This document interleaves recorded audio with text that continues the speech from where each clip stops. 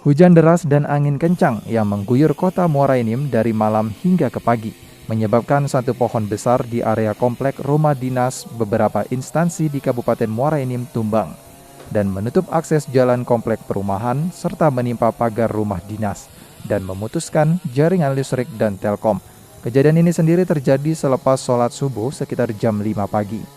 Habis itu kita lihat ke depan, ternyata memang pohon besar itu robohnya ke arah sini gitu. Kencang anginnya kan dari malam itu jam 10 udah mulai hujan itu deras. Sampai pagi itu masih hujan. Masih hujan.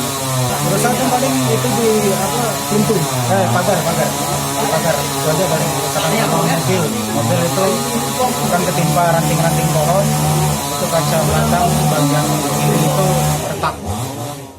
Petugas BPBD Muara Enim yang menerima laporan langsung mendatangi lokasi kejadian, dan petugas TNI Polri, Damkar, dan Lingkungan Hidup langsung mengevakuasi pohon setinggi 12 meter tersebut.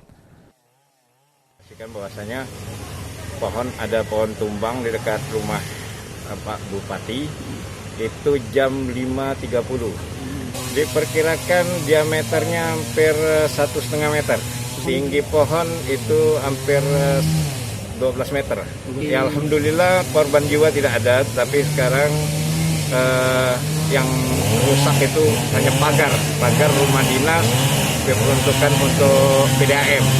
Ya, alhamdulillah sudah dibantu, baik itu TNI maupun Polri juga ikut bergabung dengan bersama kita untuk mengevakuasi pohon ini. Insya Allah hari ini tuntas.